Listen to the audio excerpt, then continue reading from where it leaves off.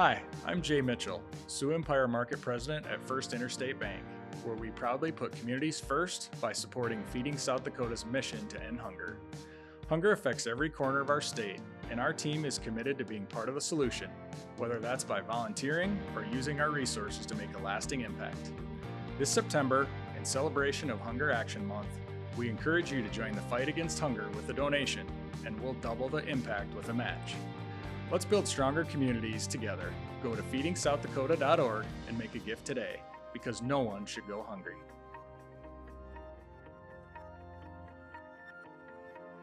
I've had the good fortune of traveling to communities across the state since I've been with Feeding South Dakota, just to talk to our community partners or visit with people who are in line at our food distributions. And we have several partners who receive the wild game through Sportsmen Against Hunger, and they love it. Yes. They talk a lot about how people grew up on wild game, right? Like your parents or your dad or your uncles would go out hunting and they would process it at home. And there's just nothing like that. I mean, ground beef is a hot commodity, but almost that wild game is a rarity to people who face hunger. Yeah. And so when they can get that pheasant or that goose or that fish through that process, it's just so much better. Yeah, it's awesome. And so it's fun to be able to say, we want to make sure we get food out to people, but it's really awesome to be able to say, and we're getting some really incredible food out to people. Yeah, it's unique to have it. I wish we could do more because it goes fast. 100,000 pounds, we could get rid of 400,000 pounds. Sure.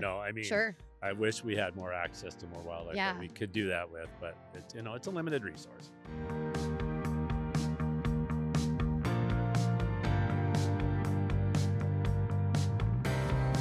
Welcome back to this week's episode of Feeding South Dakota. We're in the fall season and we're coming to you from our Rapid City Distribution Center today with some really great conversation about a unique way that anybody who likes the outdoors, enjoys hunting or fishing can be involved with Feeding South Dakota and help provide great sources of protein to our neighbors facing hunger. So without further ado, Jeff, why don't you go ahead and introduce yourself? I'm Jeff Olson from Rapid City, and I'm president of the South Dakota Sportsmen Against Hunger program. South Dakota Sportsmen Against Hunger. I love it. Tell us, what does that mean? Well, it's a program brought together.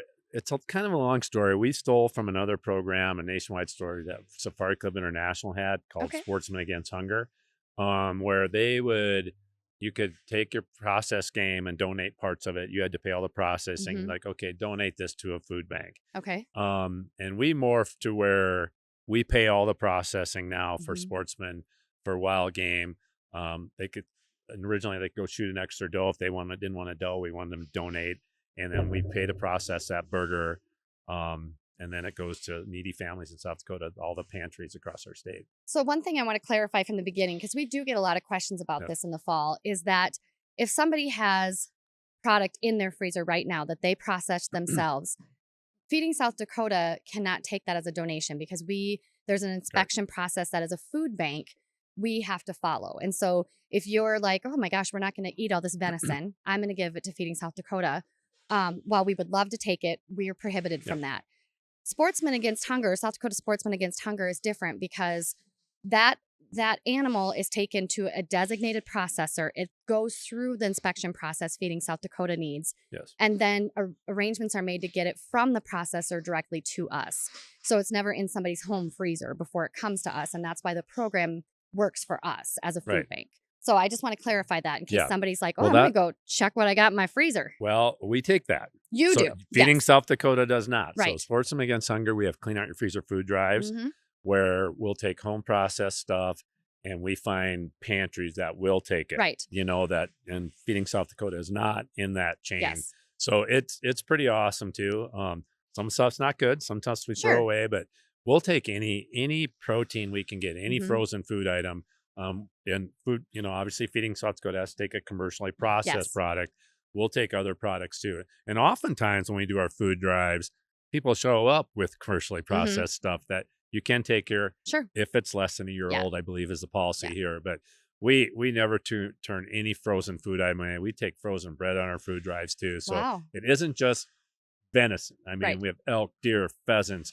Goose is a huge part of our program now. Walleyes, any frozen food item that we can get into the needy families in South Dakota. And over 1 million pounds of food has been given to families facing hunger across the state through Sportsmen Against Hunger. And to clarify, that hasn't all been through Feeding South Dakota. We have a good partnership, but there are food pantries that can take that food drive food. That's a lot of food. How many years has it been? So we founded the program, me and Dr. Tom Krafke, in 1991. Okay. And we started with like 3 or 4 processors here in Rapid City. Gene Stanley was running the food bank. This was before Feeding South Dakota. Well, you know, that's how old I am. It's our 50th year, so it's okay. We're diving into history. Yeah. So then Matt Gasson kind of took over and we became partners. And one of our biggest partners, which really, you know, we were getting maybe 12, 14,000 pounds a year just locally. We wanted to go statewide. We partnered with Game Fish and Parks because at one point, there was a very overabundance of deer. And sportsmen could go shoot 8, 9, or 10 deer, but they weren't going to eat that many. No. So our best year, we had 100,000 pounds of burger collected in 1 year. This last year was like 1,300, 1,400. There's been a little bit of a change. Yeah. So there's been quite a big change, but we've morphed in one of our big food sources are city deer. Oh. So in Rapid City, they cull 200 to 250 deer a year. All those come, and that meat comes right to the food bank, commercially processed, comes straight here, and you guys distribute that. And I think that, you know, that's tune of 6,000 to 10,000 pounds a year just from deer in Rapid City. That sharpshooters aren't doing it, but we have so many ways you can give. You know, and city deer has been one of our blessings since more deer in town than they're out in the farms. You know, so and you know, I've had the good fortune of traveling, you know, to communities across the state since I've been with Feeding South Dakota, just to talk to our community partners or visit with people who are in line at our food distributions. And we have several partners who receive the wild game through Sportsmen Against Hunger, and they love it. Yes.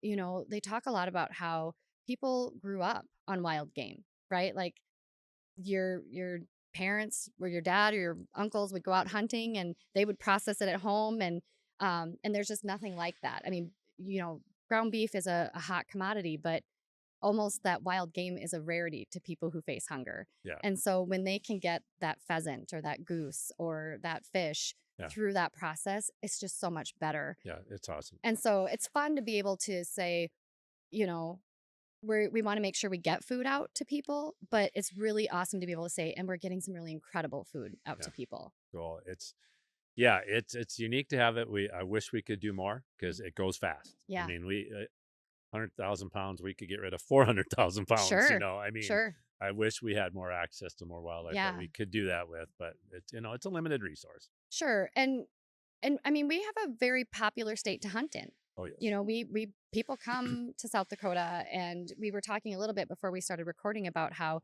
you know, there were these excess tags, and now it's almost like difficult to get a tag. And when you get that tag, you keep that for yourself. Right. And so that has shifted the program a little bit. What do you think as you look at where you're at today and the importance of the program? What do you hope for the future of the program? Well, we always want more poundage, and and funding is an issue. Yeah, I think both our agencies have lost funding this year, and we won't go into the politics of that. But you know, just the sportsman being aware that, you know, you can donate half your deer. You know, there's so many ways you can donate. It isn't just bringing your wild game to a processor where we pay the processing. It doesn't cost you anything. You fill out a processing card and leave it there, and you're done with the process. But it's also when we need donations, cash donations. You got to pay for that. Yeah, you got to pay for that. And we're paying a processor $85 per deer. And that's a discount for most of them. I was going to say that seems reasonable. Yeah, the processors are great. I mean, they're a huge part of our program, and we thank them. But also, when you buy your licenses on the Game Fish webpage, there's a checkoff system where you can donate to Sports Against Hunger.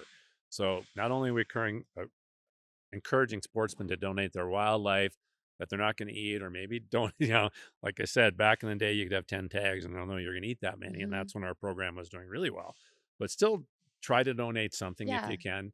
But also on the cash end of it, when you're buying your general hunting license and your tags, you know, donate $1 Sportsman's Hunger, because that's really what funds our program. $1. And that is your greatest revenue source. It's our number one source that helps pay the processors, is that hunter donation on the checkoff system on the Game Fish webpage. There's like 3 other choices now. We used to be the only one. So Ah. unfortunately, those numbers are down too. But Sports Against Hunger, we really rely on that. And you do it more than once, like, so the only thing we have left this fall coming up is to buy preference points. Okay. So that opens up next week to get your preference point system. This is middle of September, by the way. I know you're going to hear this in October, but when you buy your preference points, donate $1. Every time you go to that web page and do something, we can encourage you to donate Sports Against Hunger. That's a big help to our program. So when we first started talking, you said started here in Rapid City. Yep. And you were donating to the food bank here before it was Feeding South Dakota, but you had this desire to go statewide. Yeah. And that's what you are now. Yes. There are processors across the state. Correct. And what about the hunter contributions? Does that come from one specific area, or how do you the people giving the game? Currently, it looks like this fall we'll have like maybe 22 processors online. Okay. So if you want to donate, you go to our webpage, you find where the closest processor is, or you call our 1-800 number, which turns to me, and you can call.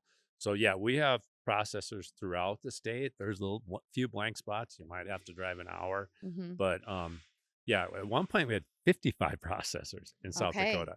So you didn't, you could find one really close and you had choices. Now we're still fairly evenly distributed. There's 4 in Rapid City now, and that's been an issue too with COVID. Yes. A lot of those processors closed down. So because the workforce, or then the ones that are left are really full, like really busy. And they just, you can't, you take your deer there and they're full. We're getting 2 new ones in this area. Okay, so good. I think it's starting to come back. So just go to our website, feedtheneedsd.com, or you even just hit South Dakota Sports Against Hunger. It'll come up too.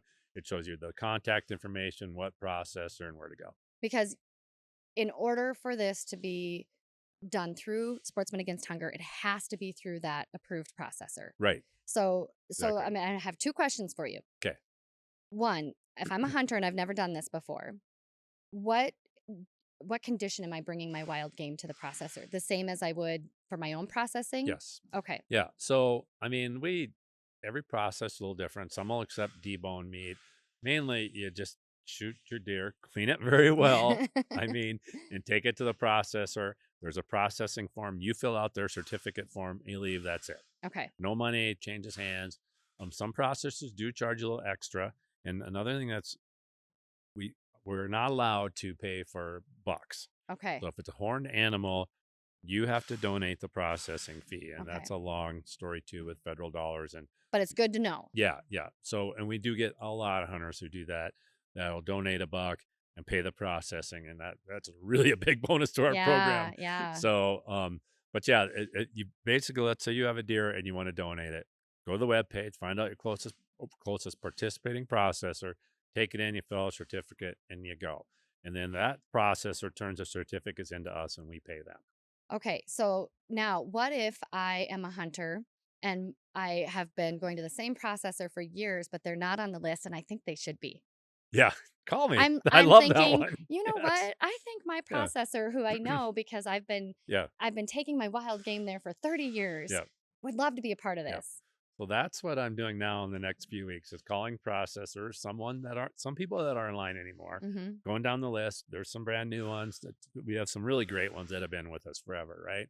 And they kind of going out of business, but there's a lot of reasons why processors don't want to participate. Sure. And I guess one of them is you're not bringing a very good clean deer. You're bringing one that's pretty shot up in bad shape. And that's where you're bringing it because you don't want to eat it. Well, we like healthy venison brought in too. So be a responsible hunter when bringing that. Absolutely. That's a good point. That's a really good point. Okay, so you've tossed it out there, but again, if somebody wants to learn more, they should go to feedtheneedsd.com. Okay.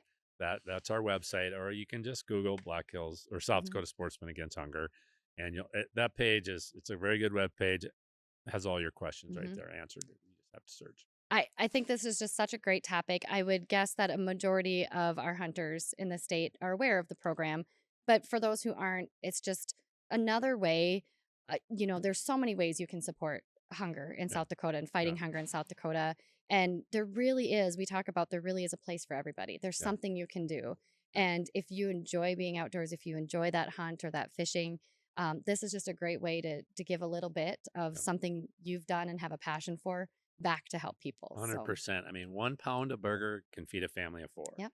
I mean, I use that one a lot. But and of course, when we started this program through the Black Hill Sportsman's Club, I had no idea Mm. the amount of hunger that Mhm. that is in our community. Yeah. It was like, okay, we need to give Sure. something back as sportsmen. And then also there was way too many deer, and we need to harvest more deer. So it was a win-win in that Love a situation. win-win. Yeah, with Game and Fish was happy, and we're feeding needy Mhm. people, and sportsmen were looking, Yeah. and it's time. It's always time to give back. But yeah, I just can't believe that burger. I mean, we could have 1,000 pounds here today and be gone tomorrow. You Mhm. know how that goes, and Mhm. think how many families that feed. Yeah. So wildlife is a great It resource for is. hungry people. It is. And it's a good it's just a good type of food product to put in front of families, Yeah. and maybe to encourage hunting in Yeah. the future, or to encourage the Yeah. sport, because when you are able to incorporate that to your kids at a young Yeah. age, it's a lot easier than 100%. say somebody my age who's never really had that type of Yeah. food and is a little hesitant, right? So Yeah, and it's healthy. it is. This is healthy protein. Healthy I mean, you protein. can't get much healthier And for that the is such protein. an important Yes. component to diets Yeah. for so many reasons. So, Absolutely. well, thank you for being here with us Oh, today. thank you Thank so you for much. sharing this. Thank you so I much. hope it drives some more interest in the program, that supports not just Feeding South Dakota, but Yep. communities across the state. Thank you for joining us. And if you are an outdoorsman, or you know somebody who likes to get out there and hunt, be sure to share about this program with them. Reach out to Jeff, reach out through that website, learn more, and help us help more families who need to put food on their plate. We'll see you for the next episode of 50 Faces of Feeding South Dakota.